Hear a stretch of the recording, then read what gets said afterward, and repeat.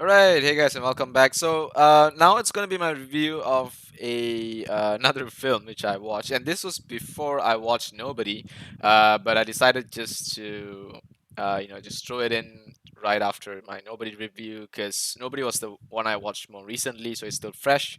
And Godzilla vs Kong, I believe I watched it twice, so I can remember quite a bit of it as well.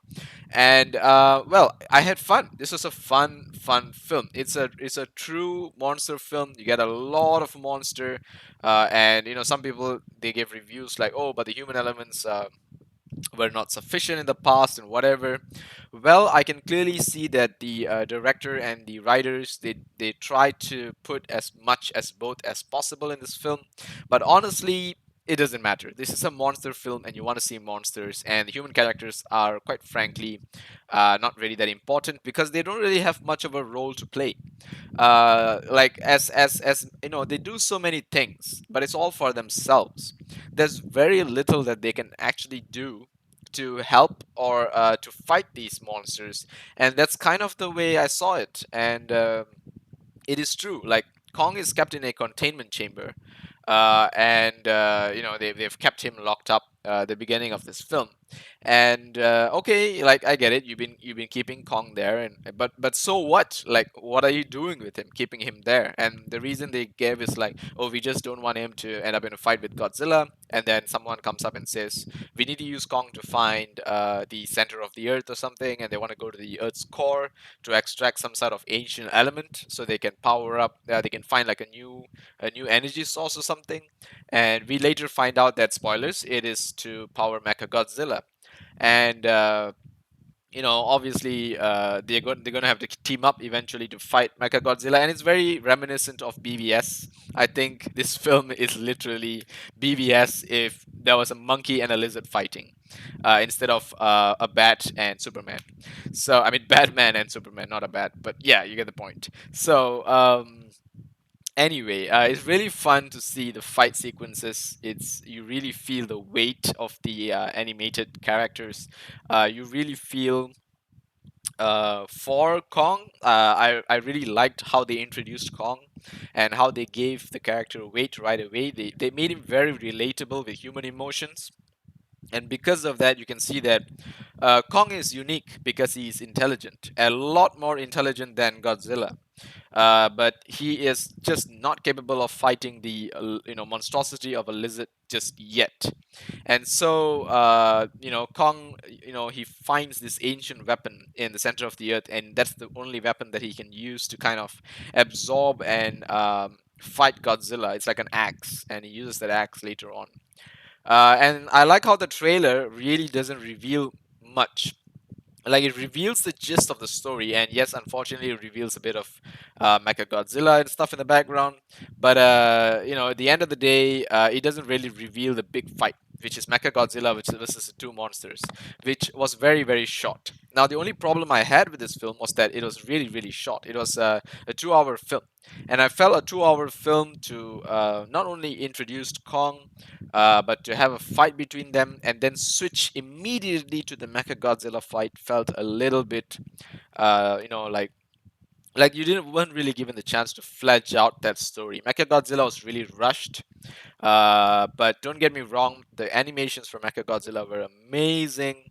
I think after Ready Player One, this is like probably the second best on-screen Mechagodzilla.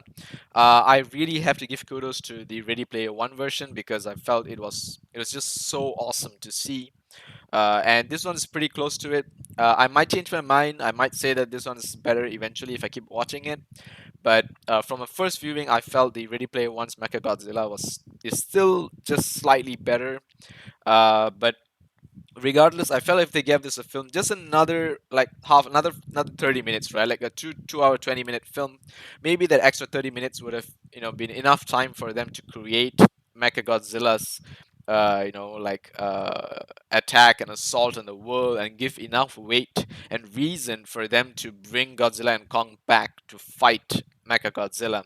But this is just straight up, kind of a BVS fight right into the Doomsday fight, and it felt very very similar to that, except with less time to digest what has happened on screen.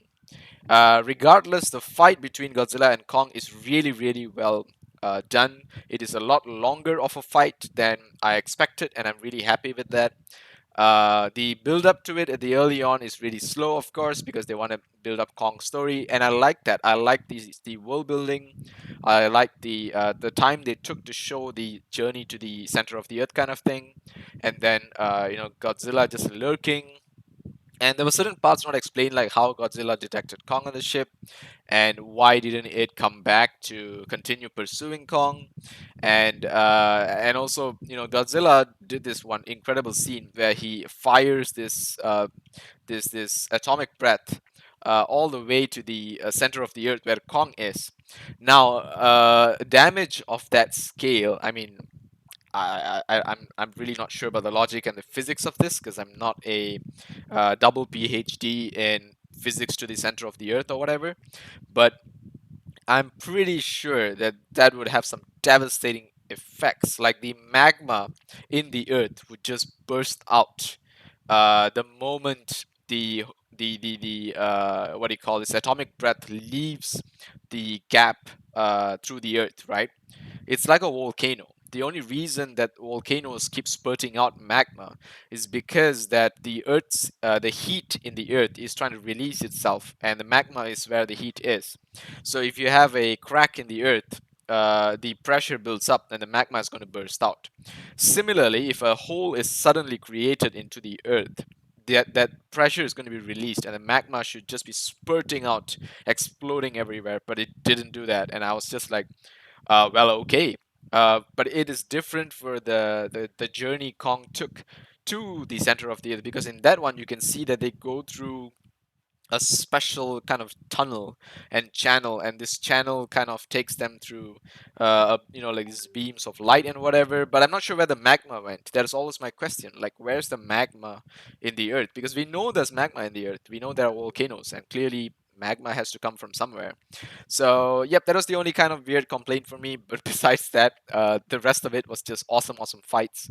I really like this film, and I apparently liked it a lot more than Nobody.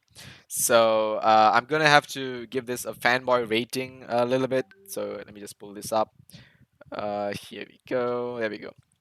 My fanboy rating is a 7 out of 10 for Godzilla vs Kong. To be honest, it's a 6 out of 10 film.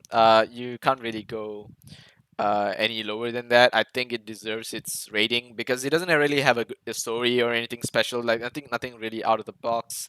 The Mecha Godzilla story was just whatever. They just threw it in. They just wanted to see things fight together, and it's really fun for kids. And I would like to rate this, a lot lower as a film because it is more so of just entertainment. It's like going for a circus show, more so than like a movie. It's not like they have a story and there's a journey the characters take, and there's character development. No, it's none of that. They just wanted to put a monkey and a lizard to fight each other, and they just wanted to show their animations, and I felt that it really felt like a circus show. So yeah, now that I think about it, I'm probably going to give it a 6. It's fair for me, I think, to give it a 6.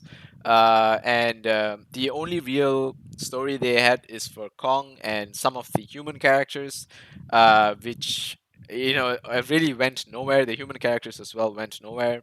They were pretty much the same they were from the beginning to the end of the film. There was not really much of a difference.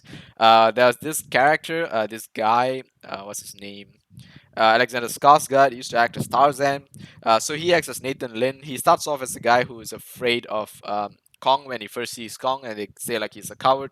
But in the end, he jump starts Kong's heart, so they call him brave at the end, because he's willing to go up and save Kong's life. But the way I felt it is that I always felt Nathan is a brave guy. It's just that anyone in the presence of Kong would feel afraid. I mean, it's a giant, like thousands of tons worth of a living being. Like anyone would be afraid of that. But it's just that when needed, Nathan was able to go out there and bring Kong back to life. So he was only one who had sort of a side story. But as for the rest of them, like Madison, and all the other characters, they were just there to tell the story. They had no character development, no role whatsoever that was necessary. Them being there and not being there makes no difference, because it's not like they helped defeat Mechagodzilla, or they warned the world about Mechagodzilla. Nothing. They went through a tunnel. They saw Mechagodzilla, and Mechagodzilla went to fight Godzilla anyway, and that was the thing. And it is also really weird that the team that is building Mechagodzilla, they didn't have like some kind of measures against Kong, and we know that from the film Mechagodzilla loses control, because the elements used to build Mechagodzilla is taken from Ghidorah's lost skull that was lost in the ocean when Godzilla, I believe, sliced it off or something.